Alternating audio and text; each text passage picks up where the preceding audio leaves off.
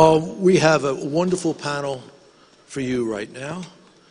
We're going to be talking about Russian goals in the Black Sea, Western interest in the Black Sea, and what that means. And our first speaker needs no introduction, someone with whom I have worked literally for almost 22 years, President Petro Poroshenko. Mr. President.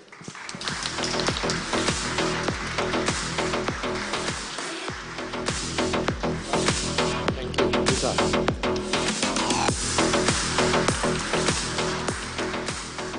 Our second speaker is also well known to this audience.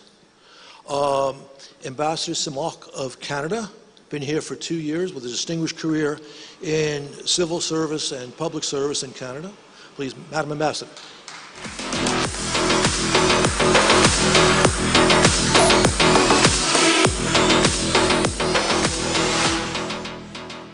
Our next speaker is also well known in Ukrainian circles as a strong advocate for American interests in Eastern Europe and Eurasia, and therefore that means a strong advocate for a Western policy, and especially an American policy, that would lead to the defeat of Vladimir Putin's not-so-great adventure since 2014, not since 2022.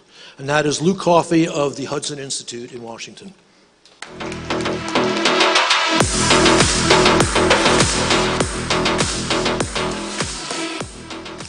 Our next speaker is also well and favorably known in Ukraine.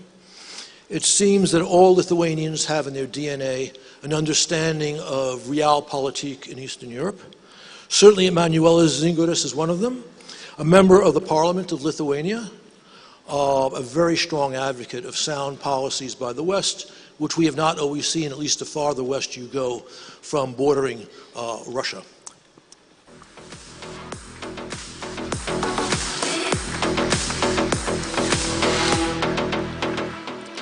Our final speaker, last but not least, again, very well known in Odessa and Ukraine, Vadym Denysenko, a political scientist, the head of the Analytical Center Business Capital, who'll have some challenging things to say about the war.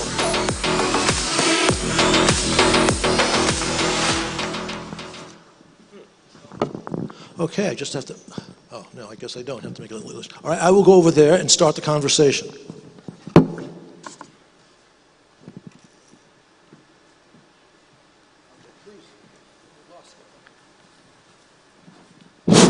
Works. Terrific. Okay, now we have an interesting name for this panel. The Najdorf system, which I learned, I don't know, 2 or 3 hours ago, is a famous chess defense move. And so the Najdorf system and Russian interest in the Black Sea, and I'm not sure it's Russian interest, I would call it perhaps Russian imperial interests or hegemonic designs in the Black Sea as a more accurate description of the problem we will be discussing.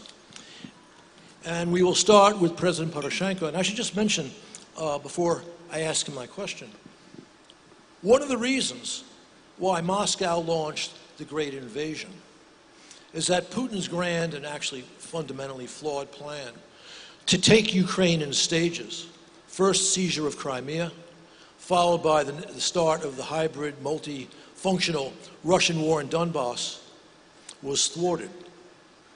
And it was thwarted first because the Ukrainians had a little bit of time to prepare for the war in the East.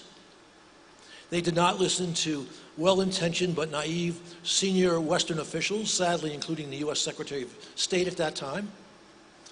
And by the time President Poroshenko won the election that occurred in May of that year, he was ready, and Ukraine was ready to launch the first successful Ukrainian counteroffensive, which stopped all Russian momentum going west and led to a rollback, almost the entire Russian presence in Donbass until the Red Army intervened, throwing off the mask that this was a civil war going on in Ukraine's east.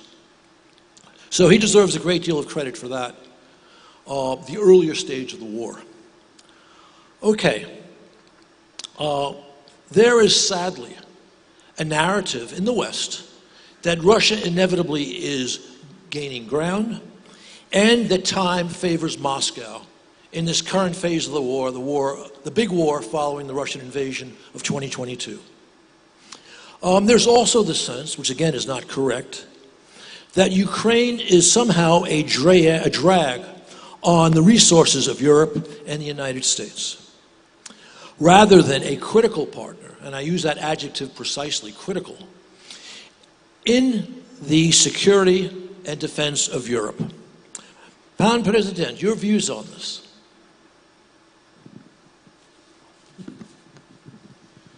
First of all, I want to thank our today's moderator, probably the best moderator in the world, because I was together with him as a United States ambassador during the time of previous revolution, and that was one of the greatest cooperation with the real friend of Ukraine.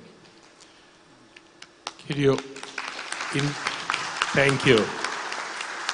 Second position, I want to thank organizer. Special thanks to Alexei Goncharenko, the whole team, because now it's vital to have this level of delegation here in Odessa, where it's permanently we have a ballistic missile attack drones, and the people of Odessa heroically protect and stop Russian aggression, Russian invasion. And thank you for the hospitality. Third, I want to thank all the guests, because if you see from abroad, that needs to be a real brave person now at that time to visit Odessa, and you, by your example, demonstrate that Ukraine will win, the Ukraine will exist, and the victory would be our joint victory. And thank you for this very powerful message to the whole world. Answering on your question, this is easy and difficult question. Why Putin attack Crimea? Does he want that people of Crimea, or people of Ukraine, and people of Russia lives better? Definitely no. Does he want to improve Russia, Ukraine, or Europe? Definitely not. The purpose of Putin was war itself, a warfare. Why?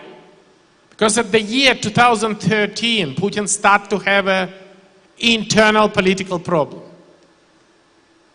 And his main idea was to mobilize people of Russia around the President Putin, which should help him to win the election. And he want to pay for this purpose by lives of Ukrainian children, women, elderly people. And that was his purpose. When I was elected as a president, Crimea was already occupied. Even more.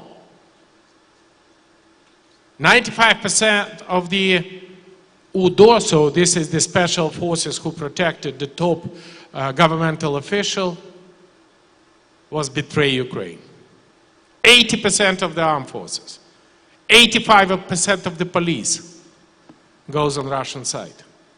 This is the results of Yanukovych policy, undoubtedly. 2/3 of the Donbass was occupied. Starting from Mariupol, Дзержинsk, now Toretsk, Lysychansk, Severodonetsk, Slaviansk, Konstantinovka, Kramatorsk. And in 1 week after my inauguration, I give the order for counterattack, counteroffensive operation. Can you imagine that now we have a criminal case for this war, which was initiated by Mr. Portnov and Mr. Shufrich? And it is still under investigation. But the offensive operation of Ukrainian armed forces, who come directly from the Maidan, was extremely successful, and 2/3 of the occupied Donbass was freed at the beginning of August 2014. But I hate the idea to go only in the history 11 years old. I want to send a very powerful message for the people of Odessa and for Ukrainian Navy and for Ukrainian Marine and for Ukrainian Armed Forces for the action they do in the year 2022. Because Putin's plan was to make an assault operation of Odessa and have a corridor to Transnistria. Can you imagine that if this operation would be successful? Can you imagine that the Russian forces stay at the border of Romania? And are really very much helpful, because Putin thinks that Odessa will welcome him in the year 2022 exactly the same like Kiev should be taken in, no, it was a difference. Odessa should be taken in 3 days and Kiev should be taken in 72 hours.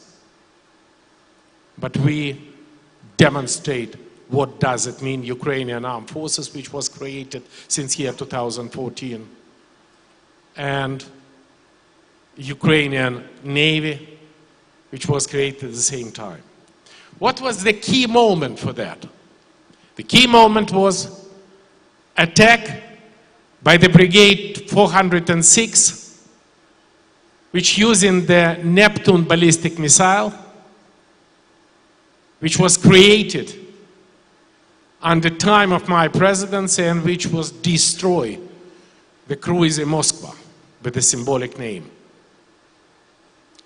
And if you ask me what is the most important victory, the most demonstrative victory of the armed forces of Ukraine, I can tell you that after Kharkiv operation and Kherson operation and protection of Kiev, definitely was attack on the Moscow cruiser, and Ukrainian armed forces, Ukrainian Navy without Navy, win the Black Sea Fleet of Russia because of the Odessa. Why now it's so important for us, the security in the Black Sea? For Ukraine, everybody understands that. But why it's important for Romania? Why it's important for Poland? What's important for Lithuania? Or even why it's important for Canada? Because we need to stop Russia in Ukraine. Because if Putin goes further, it would be significantly more dangerous for the global security system. What we need for that? 3 components: weapons, money, and sanction. Who should introduce the sanction? Not Europe only, not Canada only, not Australia only. The sanction can work when we cut Putin's ability to finance the war. That's why it should be united sanction. Now everybody said about the peace talks which should take place on the 2nd of June in Istanbul. You cannot find a nation who wants peace more than we Ukrainians, who wants to stop the war. But peace, not capitulation. We need not just a peace, but we need a just peace. And for that we have a minimum 3 red lines. No compromise on Ukrainian sovereignty and national identity. We never be again the colony of Russia. No compromise on Ukrainian armed forces and their ability to protect the nation. And no compromise on sanctions. I hate the idea to connect lifting of the sanction and ceasefire. We need a just peace. And with this situation, it should be no compromise on the territorial integrity of Ukraine. Why it's so important? Because I hate the idea that anybody said that for the peace we should give the legitimate status of the Crimea. Never. I cannot imagine that some of our American partners speak about that. Because when I was a president and I have a meeting with the Trump and I have a 2 hours meeting in the Oval Office of the White House, the results of this meeting was so-called Crimea Declaration. Crimea Declaration, which was issued by State Department of the United States under the instruction of the White House and President Trump. And in this Crimea Declaration mentioned, United States never recognize occupation of Crimea. I think now it's a high time to remind everybody about this declaration, because this is very important obligation of our partners. What we expecting from the 2nd of June? Ceasefire, without any precondition. What we have after? Diplomatic works for Ukrainian and global diplomat. I'm really happy that in Istanbul at least would be not only Ukraine and Russia, but United States, Great Britain, Germany, and France. I can call it Normandy Format Plus. And that is much better than bilateral. That's because I never have a bilateral meeting during 5 years of my presidency, because we need to be strong. What are the components of Ukraine to be strong? Armed forces of Ukraine. If you ask me who is the best Ukrainian diplomat, they say, okay, maybe some ministers of foreign affairs, including Poroshenko, Kuleba, I don't know, Yatsenyuk. I can definitely say Zlenka and Udovenko, but no, that would be the wrong answer. The best diplomat of Ukraine is armed forces of Ukraine. And the stronger would be armed forces, the more successful would be the diplomatic negotiation. And that's why now we need, and this is the appeal from Odessa, we need more weapons, we need more money, and we need more sanctions. Combined, effective, and strong. Thank you.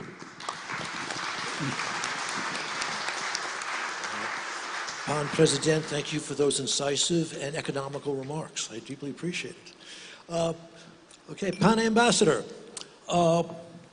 we have seen, and this is some good news in a sky that's not particularly bright, Europe step up in a serious way in defense of Ukraine after the uncertainties in Washington, particularly in evidence at the Munich Security Conference in February.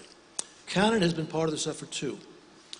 So, Madam Ambassador, how do you see Canada's role in, let's say, the defense of Ukraine against Russian aggression, both in military and economic terms in the current situation? Thank you for the question. It's a true honor to be here in such a spectacular building and with all of you here. I'm going to frame my answer a little bit first. So I was in Ukraine posted 13 years ago, and then I came back to develop some of our first security programming with the annexation of Crimea. And I think of, we talked a lot about military defense, military equipment, and so on, but when we think of security, I also think about three very important things that we all assume those things, but I think we need to name them. So the first is human security. So the second one is culture. And the third one is environment. And let's look at what Russia has done just in Crimea. At least 224 people, and I think that's a conservative figure, are still missing, are still taken. Some charged, some not, some still missing. 60% of them are Crimean Tatars because they're considered a threat. Culturally, one of the first things that they did when they occupied was prevent Ukrainian language, banned it. And they limited Crimean Tatar language to maybe 30 minutes a day, if that. They destroyed cultural heritage, They build, from what I understand, right on UNESCO's sites, new buildings that don't even match, so they're trying to destroy the history. So we can't lose sight of that. And then the environmental damage. Just last December with the tankers, I believe it's some fuel that we've never seen. That was the first time that that kind of fuel hit the Black Sea or anywhere actually, and the damage it's doing. I mean, I understand that thousands of dolphins have died. So when we think of security, we have to think about all these things. And we think of how Ukraine and others are supporting them. We also have to think about what Ukraine has on its side. Of course, it has a fantastic Ukrainian armed forces. It has volunteers. But I think Ukraine still stands today because of regular people and how they stood up. And just yesterday, I met with leaders of organizations. All of them were really stepped up with the full-scale invasion, and some earlier I met them from Kherson, Mykolaiv, and Odessa. So I think that's the power of Ukraine, and that's the kind of activity that diplomatic missions, Canada included, and a lot of colleagues in the room here who represent their countries, we spend a lot of our efforts in making sure that we support those movements. Ukrainians are resilient. I mean, they are leading resiliency movements in Crimea, in occupied areas. Whether it's I think it's Crimean Combat Seagulls, or Atesh, or Slamauka, for which I got my tattoo, to support the women who are running information campaigns. Because we have to also remember this war is a hybrid war, a disinformation war. So that is something that we're doing. But going back to your question, in that time, I was also here to help stand up Op Unifier. So we were here in 2015, Canada, the Canadian Armed Forces, training and supporting the Ukrainian Armed Forces and building up their training, mentoring, and so on. And we have been here since then. We've now, as Canada, also worked side by side with Operations Reassurance. We have our new Prime Minister has just announced in his speech to the throne that our intention to join REARM with Europe. So we are clearly looking at ways to strengthen our ties with Europe, to support Ukraine as a European country. And so I think those are very important steps. I see defense and the economy as both a carrot and a consequence. So as the G7 presidency, this is something that Canada has led already on the foreign ministers level meeting, on the finance meeting of ministers, and Ukraine was there as well.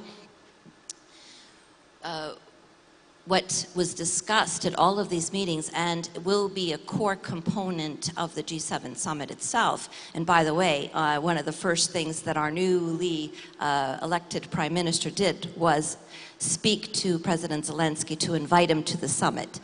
So it's been made very clear that Ukraine will be still the focus. A strong and sovereign Ukraine is one of the main themes of the G7 summit.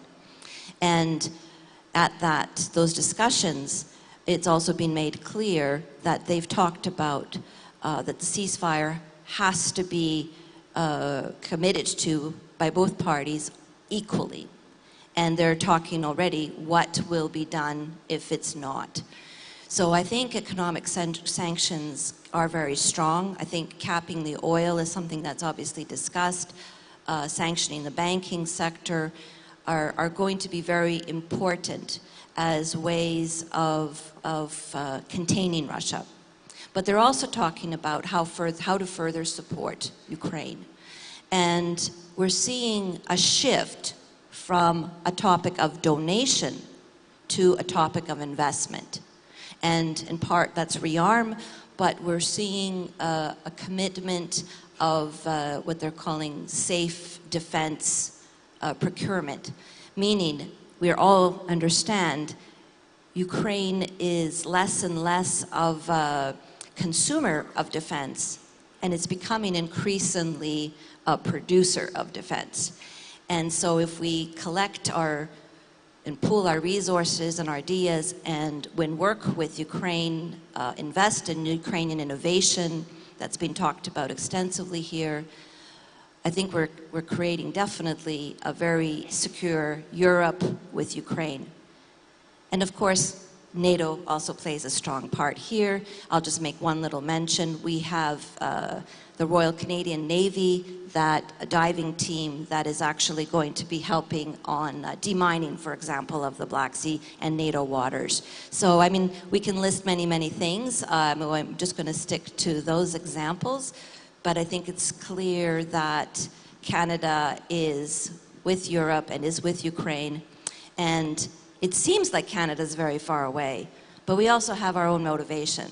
The Arctic is a security threat itself, and both Canada, Russia, northern Baltic countries, northern countries of Europe, all have that to also think about and contain. So it's also in the security of the Arctic. Thank you very much for the question.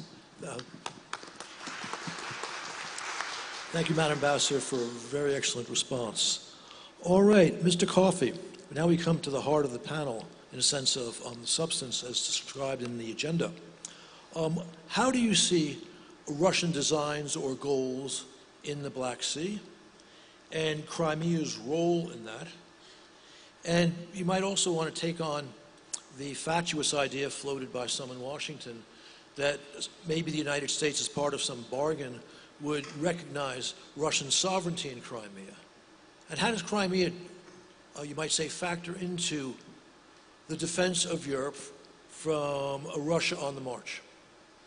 Excellent question, John. Thanks for that. I want to echo everyone's appreciation of being here. I mean, it is a privilege to speak in such a glorious building, and we all appreciate the wonderful hospitality that's always shown by this city when we visit from overseas. Russia's interests in the Black Sea are twofold. Of course, one is why we're here today. Odessa is the capital of the Black Sea. It's economically crucial for Ukraine's prosperity. Russia knows this, and that's why they're doing what they are doing. Russia's illegal occupation of Crimea enables Russia's belligerence towards Ukraine, and for as long as Russia retains military control, occupation of Crimea, then Russia will always be a threat to Ukraine's future well-being, prosperity, and sovereignty. But there's another component, there's another aspect to Russia's ambitions in the Black Sea that I don't believe gets enough attention. And that is how Russia uses Crimea and the Black Sea to project power further afield. Now, as an American, and in school, insofar as we're taught geography, when we're taught European geography, our maps show a map of Europe, and then in the lower right-hand corner of that map, you see just a little bit of the Black Sea, not the whole Black Sea. I tell my American colleagues, I said, imagine a map where the Black Sea is in the center of the map, and you can see everything around it. Then you immediately understand why this is important for Russia in terms of projecting its power. During the days when Moscow was backing Bashar al-Assad in Syria, Russia's naval presence in Crimea played a crucial role to propping up Assad, enabling him to commit his genocide against the Syrian people. And do not believe for a second that the days of Russia in Syria are over. So in the foreseeable future, Crimea will continue to play a role in the Middle East, Russia's ambitions in North Africa, and further afield. Now, in terms of this idea about the United States as some part of a peace agreement or as part of a negotiation process would formally recognize Crimea as being part of the Russian Federation, this sets a very dangerous precedent for obvious reasons.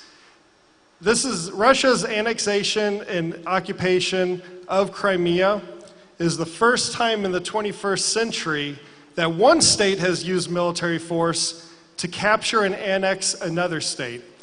This doesn't happen actually all that often in recent decades. The time before 2014 when this happened was 1990, when Saddam Hussein invaded Kuwait to make it Iraq's 19th province. And we saw the reaction from the international community. The time before that was actually 1982, when Argentina invaded the Falkland Islands. So my point is, it doesn't happen all that often, and we shouldn't allow it to happen today. And there's no reason why the United States must formally recognize Crimea as being part of the Russian Federation. Not only is it sets a bad precedent, it's just wrong.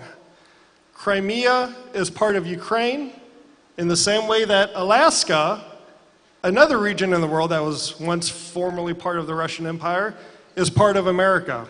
And we should not forget that. One final point I want to make, John, I know it wasn't in your question, but I do want to take the opportunity to make this point. And this is about another discussion in Washington, D.C. on closing the door to NATO membership. Let me tell you, Ukrainian friends, it doesn't matter what is said or not said from the White House, from State Department, even from Congress on this matter. What does matter is that Article 10 of the 1949 North Atlantic Treaty states that the alliance can invite any European state to become a member.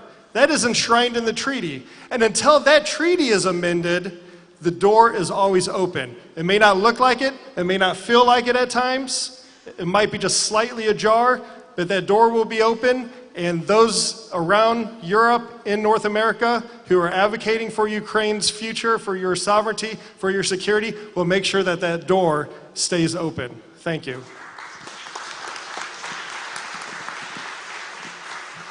Luke, you were so quick. If you promise to answer in 2 minutes, I'll ask you a quick follow-up. Right now, as already mentioned at this conference, Ukrainian ingenuity has driven the Russian Black Sea Fleet to the east, where it is cowering. Luke, what would be the consequence of a deal for a ceasefire that includes the return of the Russian Black Sea Fleet to Sevastopol? What does that mean, not just for Ukraine, but for a whole host of other NATO allies in the Black Sea and partners in the Black Sea, including, in this case, Georgia? Well, it'll have tremendous geopolitical consequences. And this is why it suits NATO's interests. I mean, if you're looking at this very selfishly, it suits NATO's interests that Ukraine has the ability and the creativity and the ingenuity to keep the Russian Black Sea Fleet as far away from NATO's waters as possible. And we should be giving Ukraine everything it needs to ensure that this remains the case for the foreseeable future. But I'll tell you, in the past couple of years, I think NATO's actually become a bit complacent on the Black Sea. I mean, before Russia's large-scale invasion, you couldn't go a month in Washington or London or Brussels or Berlin without some conference about Black Sea security. And with the Turkish closure of the Straits and with the war going on, I don't feel like there's been the same level of thinking and thought about what NATO's role in the Black Sea should be when the restrictions, the Montreux restrictions are lifted, and how do you play a new role with Romania, with Bulgaria, with Turkey, and how do we ensure NATO's interests in that sense? But it goes without saying, the best thing NATO can do now is to ensure that Ukraine continues with the capabilities to keep the Russian Black Sea Fleet as far away as possible. And right now, Ukraine is doing a tremendous job in doing so. Thank you. We're going to come back to that point on the importance of the Black Sea and the Western response to it when I asked Mrs. Zingeris as a fifth panelist to address this. But first, I want to move to Mr. Denysenko to talk about your understanding, first, of the overall military situation. And I've already mentioned, you listen to the mainstream media in the West, you think Ukraine is at the losing end. So the overall military situation and the military situation, in fact, at sea, in the Black Sea. Thank you for this question. but first of all, I want to tell that Putin doesn't want any negotiations right now. He doesn't want any peace, any ceasefire. Why? There are three reasons, as for me, why he doesn't need any ceasefire. The first reason is his psychological, maybe, illness, and the name of this illness is the summer offensive. He believes that after this summer offensive, the front line will be broken, and he can go to Dnieper River or maybe on the right part of Dnieper River. It's impossible. But he ill, and he has a great psychological disease, which names a summer offensive. The second reason is, I name it the part of Russian society. You see, our think tank make sociological researches in Russia, and due to our last researches, I can tell you that the Russian society is divided into two parts, two big parts. The first part is approximately 65% of Russians who want to stop this war. 65%. But 25%, we name it Ura patriots, want to continue this war till the destroying of our state. And you have to understand that we have to understand that these 25%, it's the main part of supporters of Vladimir Putin. His team thinks that when they will stop the war right now, these 25%, or the biggest part of these 25%, will be his opposition, and he can create by himself a huge and no silence opposition. And we have the third reason. What is this reason? It's a nationalization. In the last year, in 2024, in Russia there were nationalized a lot of plants, a lot of buildings, and it's approximately $240 billion for nationalization. And who are the main persons who are who has main benefits from these nationalizations? It's only six families. It's Chemezov, Rostech, it's Rotenberg, it's Roshim, it's Kirienko by Rosatom, because he controls Rosatom. It's brothers Kovalchuki, it's Sechin Rosneft, and last year there was Kadyrov, but after 2023 he doesn't have any new property. And these six families don't need to stop any nationalizations. Why? Because if there will be a ceasefire tomorrow, the nationalization will be stopped in Russia. And that is why there are only three reasons why Putin doesn't need any negotiations. What we have to do in this case? As for me, the main our main answer for Putin, it's in any case, it's Ukrainian army. Putin believes that this year, 2025, it's the same as it was in 1943. It was one of the famous battles in the Second World War. It was a Kursk battle. After that, the front line was broken, and Soviet army make a great offensive. I don't believe that it's possible right now. But in any case, Putin believes in it. And I repeat, he is ill, and he has this disease. And the second part which we have to do is to pushing for Putin in any possible diplomatic way, because he understands only one thing. It's a strong power.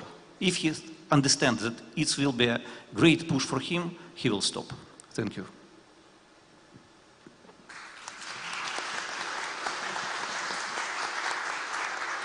Thank you. Mr. Zingeris,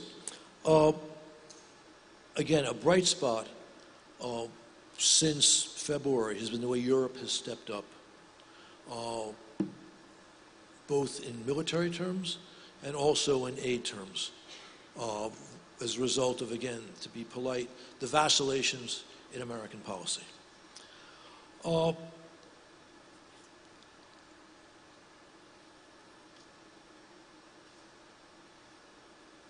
I've also mentioned that we've seen, let's say, not quite full attention, and Luke mentioned this in greater depth, to the Black Sea in Western calculations.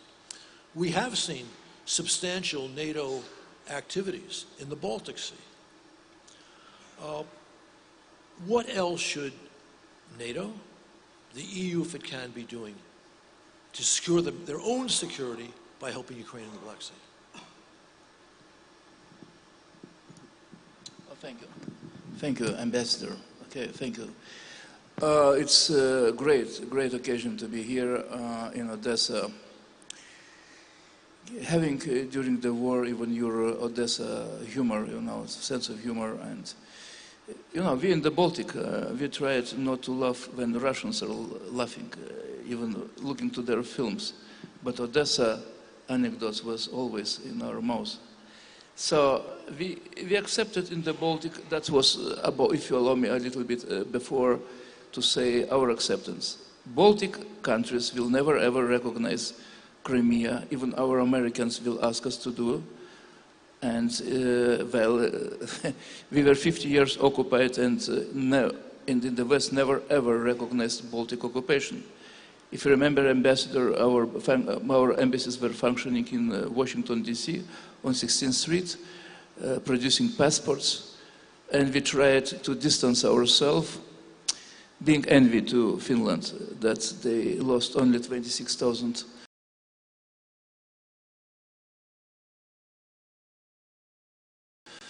lives, Russians 126 in November 39, but they survive, and we not.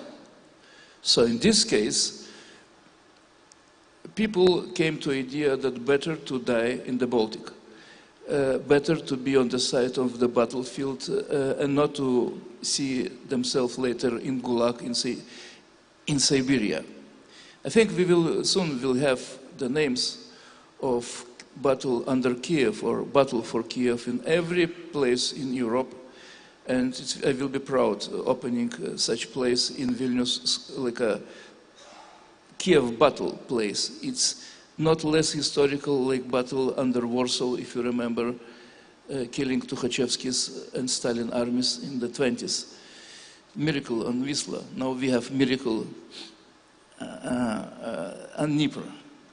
So I would like to say first time together with you, President, on this important discussion, and would like to mention your visit to Vilnius when Lithuania led European Union, and I will say something about European Union policies when we just decided to ask Yanukovych, ask leadership of Moldova and Georgia to sign European Union Association Agreement.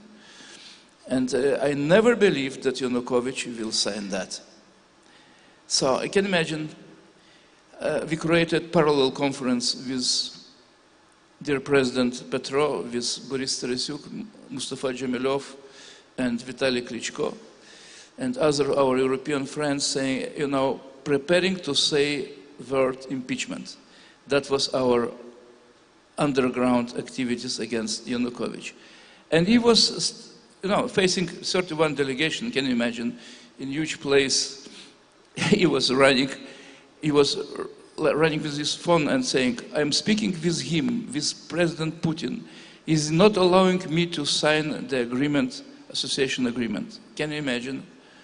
Our red faces, and then on parallel conference in Lithuanian parliament, Petro Poroshenko, Vitaly Klitschko said, impeachment. Impeachment to our president, well, we are Europeans, if he's not, he can go away from European Ukraine. That was a magnificent moment, and I would like to say thank you for doing this brave step and declaring Maidan in Vilnius. That was... Maidan started in 3 days after 28th of November and the beginning of December 2013. Now Lithuania will lead again in 27 European Union, and we are preparing, of course, our concept, how to make quicker Euro integration. A lot to do with juridical system and of Ukraine and how to close the chapters, chapter after chapter. But we will try to be less bureaucratic, more, of course, scrupulously looking to your homeworks. At the same time, I would like to go back to general our expectations from Kiev side. Not looking who will be in power. In 27, we are expecting, Mr. Ambassador, that Kiev will be more global, less domestic, based on your interference together with the European Union in Africa, Latin America affairs, not Pacific affairs, not letting Russian FSB to make their influence in every corner in the world, but being global with us together while we are taking, like your ambassador just said, responsibility to lead democratic world. In this time, we still have this, let's say, romantic human rights idea that solidarity first, not France, not Britain, not United States first, not Lithuania, not Ukraine first, but solidarity among democratic countries should be first. And that idea that Kiev will play not regional but a global role is not romantic but real. We cannot lose the war in the Latin America, 650 million people. Through Cuba, Russians are using all their information channels, disinforming countries starting from Brazil, ending with Chile, and of course Venezuela. We should stop the disinformation in Middle East among Arab countries. We should stop their disinformation in the Pacific. Lithuania makes step, you know very well, Mr. Ambassador, we recognize Taiwanese mission. We make a step saying no to European Union Cuba agreement. We block that. It was last country, Lithuania, but we say no to that. While Cuba is playing a role the same like in the 60s, in one synchronous way with Moscow and their intelligence working together. So we're trying to be with you global, small countries who survived 50 years of occupation. And now, Mr. Ambassador, we are looking 1 week ago in juridical forum. Can you imagine, President, 1 week ago in the juridical forum, the advisor to the president, actually not a president, not elected President Putin, juridical advisor declared that Soviet Union exists. And they brought to the last swap, if you saw on TV, last swap, the red flag, tricolor and red flag of Soviet Union. I'm sorry, I was in negotiation with two governments, Moscow, Boris Yeltsin, and Soviet Union in Kremlin, from Lithuanian side. I would like to say, they are saying that our agreements from 91 are not existing anymore, and the war between Russia and Ukraine is internal war of Soviet Union. This surreal Franz Kafka and Orwell mixture should be stopped, and that means we should be battle ready. They're declaring they're ambitious, that Baltic states is in the line, and we are ready to react to that together with Poland, of course. So in this case, we are extremely lucky to say that Germans moved their army to Baltic states. Merz was just a few days ago opening the 1st Brigade, who will be stationed in Vilnius. Secondly, I would like to say about this balance you just mentioned between Baltic Sea and Black Sea. Yes, we do have this balance, but this balance looks a little bit ironic. 3 days ago, when Estonian military fleet stopped in the economic waters from Estonia, a Russian, very suspicious vessel, probably from the same shadow fleet, Russian set their military jet above the Estonian fleet who were stopping this. So in this case, we have no war in the Baltic, and NATO fleets are actually prevailing in the Baltic. Sweden, Finland is in NATO. Baltic is mostly taken by NATO countries, but we should find in the Baltic the possibilities to stop their fleet like it was done by Finnish military force just a few months ago. And we should find a method, not being in war. We are not in war. We are with Ukraine, but we are not in war with Russia. How to use our standards, stopping the destruction of our cables inside of Baltic Sea, and thinking about this question we just raised, how to deal if some ceasefire will be in place and Russians will again establish their fleet in Simferopol and other places. So I think we should think about how to bring NATO fleet inside of the Black Sea, how to bring our military troops of willing countries to Ukraine, and how to be ready to grant you independence if NATO membership will be temporarily frozen, but European Union will be waiting for you, and I think in a few years you will be members. Thank you. Thank you.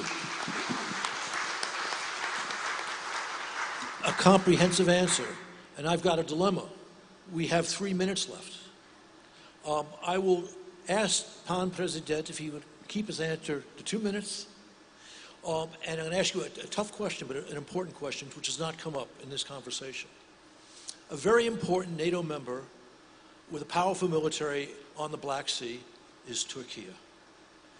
How could Turkey help project security into the Black Sea against the Russian danger, given the complexities of the relationship between Ankara and Moscow? 2 minutes.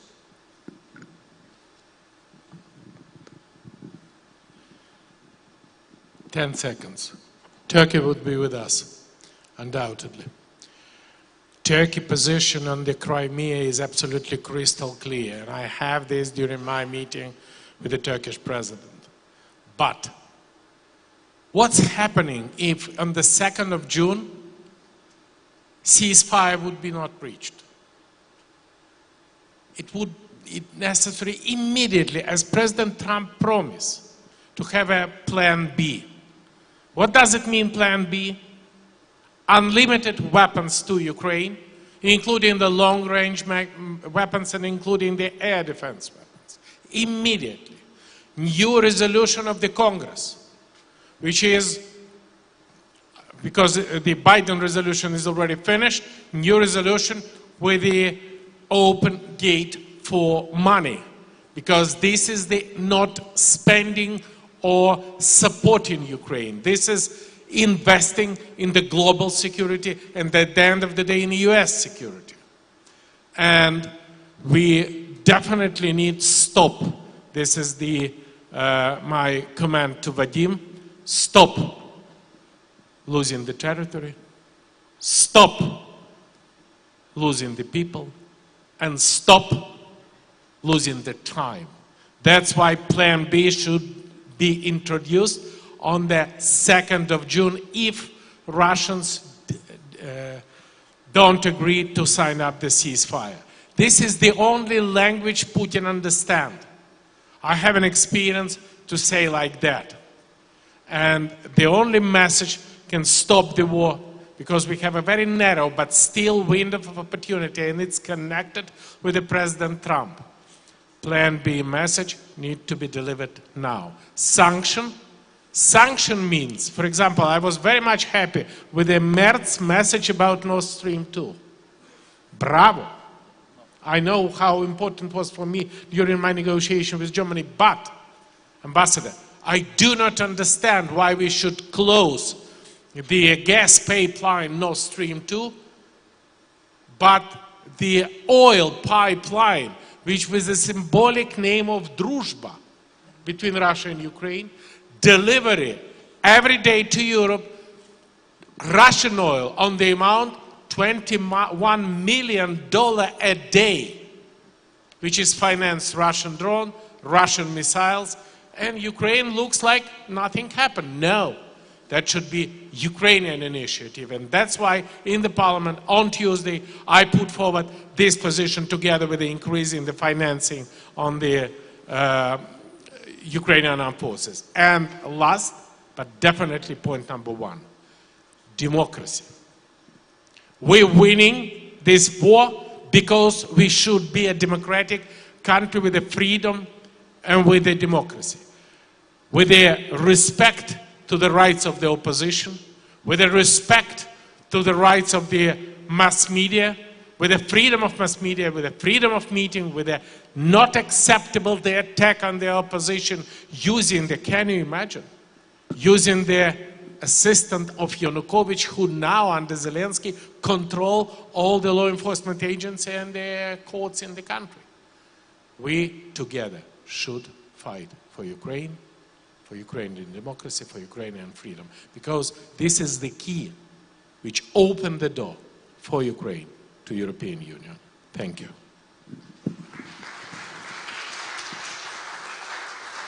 A quick and smart answer. Let's thank our panelists for a wonderful discussion.